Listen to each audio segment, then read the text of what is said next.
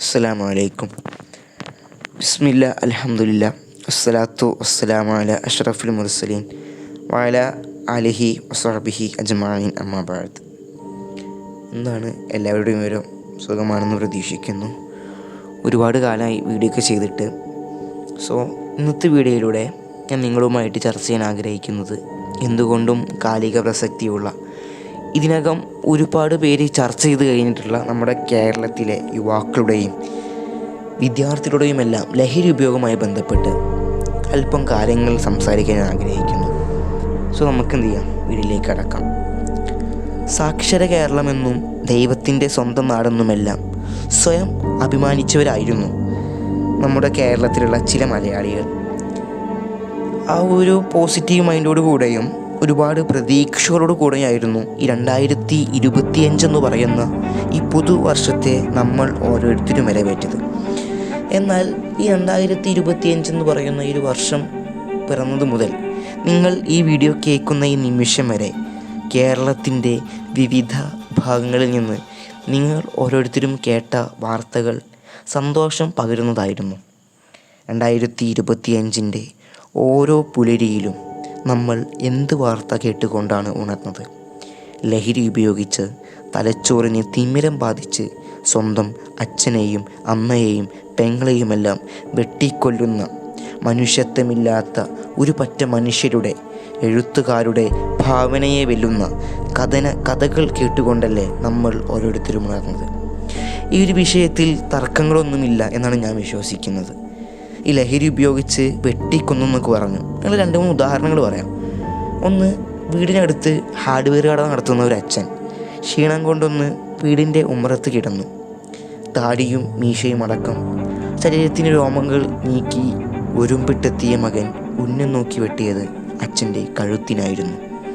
പേ പിടിച്ചെത്തിയ മകൻ പ്രാണം നൽകിയ അച്ഛൻ്റെ ദേഹത്ത് വെട്ടിയ വെട്ടുകളുടെ എണ്ണം 28 അടുക്കളയിൽ മുട്ടക്കറിക്ക് സവാള അരിഞ്ഞിരുന്ന അമ്മയെ കോഴിക്കറിയില്ല എന്നതിൻ്റെ പേരിൽ കോഴി അറക്കുന്നത് പോലെ അറത്തത് സ്വന്തം മകനാണ്. ഞാനിതുവരെ പറഞ്ഞ ഈ 2 കേസുകളും അങ്ങ് അമേരിക്കയിലോ യൂറോപ്പിലോ ഒന്നും നടന്ന കാര്യങ്ങളല്ല. നമ്മൾ ജീവിക്കുന്ന സാക്ഷര കേരളമെന്നും ദൈവത്തിൻ്റെ സ്വന്തം നാടെന്നുമെല്ലാം സ്വയം അഭിമാനിക്കുന്ന ഈ കൊച്ചു കേരളത്തിൽ ഈ 2-3 മാസത്തിനുള്ളിൽ നടന്ന സംഭവങ്ങളെയാണ്. 2025 പറയുന്ന ഈ പുതുവർഷം പിറന്നതിന് ശേഷം കേരളത്തിൽ ഇതുവരെ നടന്ന ചോരാട്ടത്തിൻ്റെ കഥകൾ പറയണമെങ്കിൽ ഇനി ഒരു 5-6 മണിക്കൂർ വേണ്ടി വരും. അത്രത്തോളം ഉണ്ട് നമ്മുടെ കേരളത്തിൽ നടന്ന കാര്യങ്ങൾ. 5-ാം ക്ലാസ്സിൽ പഠിക്കുന്ന 6-ാം ക്ലാസ്സിൽ പഠിക്കുന്ന കുട്ടിക്ക് കയ്യെത്തും ദൂരത്താണ് ഈ കാളകൂട മരുന്നുകളെന്ന് പകൽ പോലെ വ്യക്തമായത് ഇന്ന് രാവിലെയല്ല, വർഷങ്ങൾക്ക് മുമ്പ് നമുക്കുള്ള തിരിച്ചറിവാണത്. എന്നിട്ടും നമ്മൾ ഈ ലഹരിക്കെതിരെ എന്തു ചെയ്തു സുഹൃത്തുക്കളെ? വർഷങ്ങൾക്ക് മുമ്പേ ചിലവരെല്ലാം പറഞ്ഞിട്ടുണ്ടായിരുന്നു നമുക്ക് ഒന്നിച്ച് പോരാടാമെന്ന്. അവരുടെയെല്ലാം പോരാട്ടങ്ങൾ എവിടെ എത്തിയെന്നൊന്നും എനിക്കറിയില്ല. അതൊക്കെ ഒന്ന് കണ്ണോടിച്ച് നോക്കുന്നതും അതൊക്കെ ഒന്ന് ചിന്തിക്കുന്നതും നല്ലതായിരിക്കും.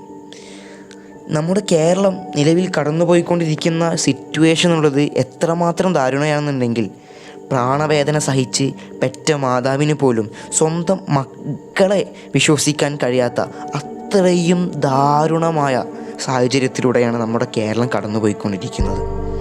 കുടിച്ചാൽ സ്വബോധം നഷ്ടപ്പെടുന്ന മദ്യം മുതൽ വലിച്ചാൽ മസ്തിഷ്കം വരെ മരവിച്ചു പോകുന്ന MDMA വരെ വീടിൻ്റെ പടിക്കൽ ലഭിക്കുന്ന കാലമാണിത്. ഇത്തരത്തിലുള്ള ഈ വെല്ലുവിളികളെയും പ്രയാസങ്ങളുടെയും ഈ കാലത്ത് അതിനെയെല്ലാം മറികടന്ന് വരും തലമുറക്ക് മാതൃകകളായി, ഭാവിയുടെ വാഗ്ദാനങ്ങളായി ജീവിക്കാൻ നമ്മൾക്ക് ഓരോരുത്തർക്കും കഴിയണം. പ്രത്യേകിച്ച് ഈ വിദ്യാർത്ഥി സമൂഹത്തിന് കഴിയണം. നമ്മളൊന്ന് ചിന്തിച്ച് നോക്കുക. സ്വന്തം മാതാപിതാക്കളെ വെട്ടിക്കൊല്ലാൻ പ്രേരിപ്പിക്കുന്ന, സ്വന്തം പെങ്ങന്മാരെ കണ്ണുകളോടെ കാണാൻ നമ്മെ പ്രേരിപ്പിക്കുന്ന, നമ്മുടെ ജീവിതത്തിൽ യാതൊരു നേട്ടങ്ങളും നമുക്ക് തരാത്ത ഈ ലഹരി പദാർത്ഥങ്ങൾ നമുക്കെന്തിനാണ് സുഹൃത്തുക്കളെ? യഥാർത്ഥത്തിൽ നമ്മുടെ ജീവിതത്തിലെ ആഹ്ലാദവും ആനന്ദപരവുമായിട്ടുള്ള നിമിഷങ്ങളെ കാർന്നു തിന്നുന്ന ക്യാൻസറാണ് ലഹരി. അത് നമ്മളെ ശാരീരികവും മാനസികവും സാമ്പത്തികമായി പോലും നമ്മളെ വേട്ടയാടും. ഈ ഒരു തിരിച്ചറിവാണ് നമ്മൾക്ക് എല്ലാവർക്കും വേണ്ടത്. അത് ഉപയോഗിക്കുന്നതിന് മുമ്പ് സ്വന്തത്തോടൊന്ന് ചോദിച്ചു നോക്കുക. ഒരു നൈമിഷികമായ സന്തോഷത്തിന് വേണ്ടി ഞാൻ കൊലപ്പെടുത്തുന്നത് എൻ്റെ വലിയൊരു സന്തോഷ ജീവിതത്തെയാണല്ലോ എന്ന്. ഇവിടെല്ലാമാണ് നമ്മളാകുന്ന വിദ്യാർത്ഥി സമൂഹം മാതൃകയാകേണ്ടത്. അതായത് അവസരങ്ങളുടെയും മത്സരങ്ങളുടെയും ഈ പുതിയ കാലത്ത് മുതിർന്ന അക്കാദമിക സ്വപ്നങ്ങൾ കാണാൻ നമുക്ക് കഴിയണം. അതായത് ISROൻ്റെ ചെയർമാനാകുന്നത്, IAS, IPS, IFS തുടങ്ങിയ മുതിർന്ന സ്ഥാനത്തുള്ള ഉദ്യോഗസ്ഥരാകുന്നത്. ഇതെല്ലാമാണ് ഈ വിദ്യാർത്ഥി സമൂഹത്തിന് സ്വപ്നം കാണാൻ സാധിക്കേണ്ടത്. അല്ലാതെ ഈ പ്രായത്തിൽ കേവലം ലഹരി ഉപയോഗിച്ച് നശിപ്പിച്ച് കളയേണ്ടതാണോ നമ്മുടെ ജീവിതം? ഇന്നലകളിലെ വിദ്യാർത്ഥികൾ വിദ്യ നുകരാനായിരുന്നു വിദ്യാലയങ്ങളിൽ പോയിരുന്നുവെങ്കിൽ ഇന്നത്തെ വിദ്യാർത്ഥികൾ ലഹരി ഉപയോഗിക്കാൻ വേണ്ടിയാണ് വിദ്യാലയങ്ങളിൽ പോകുന്നത്. അതായത് നമ്മുടെ ചുറ്റുപാട് കാണുന്ന പല വിദ്യാഭ്യാസ സ്ഥാപനങ്ങളും പല സ്കൂളുകളുമെല്ലാം ഇന്ന് ലഹരിയുടെ വലിയ വ്യാപാര കേന്ദ്രങ്ങളായി കഴിഞ്ഞിരിക്കുന്നു. ഇവിടെ നമ്മളെ കൺട്രോൾ ചെയ്യാൻ നമുക്ക് കഴിയണം. അതായത് നമ്മൾ വിദ്യാർത്ഥികളാണ്, നമുക്ക് ആ തിരിച്ചറിവ് വേണം. ഈ ലഹരി ഉപയോഗിച്ച് കഴിഞ്ഞാൽ എന്നിൽ പ്രതീക്ഷ കാണുന്ന, എന്നിൽ പ്രതീക്ഷകളുടെ 1000 കണ്ണുകൾ ചുറ്റുമുണ്ട്, ഞാനൊന്ന് വലുതായി കാണാൻ ആഗ്രഹിക്കുന്ന ഒരുപാട് മനുഷ്യർ പുറത്തുണ്ട്. ആ ചിന്ത നമ്മളാകുന്ന ഓരോ വിദ്യാർത്ഥികളുടെയും ഉള്ളിൽ ഉണ്ടെങ്കിൽ പിന്നെ നമുക്കൊരിക്കലും ആ ലഹരി പദാർത്ഥം തൊടാൻ പോലും കഴിയില്ല സുഹൃത്തുക്കളെ.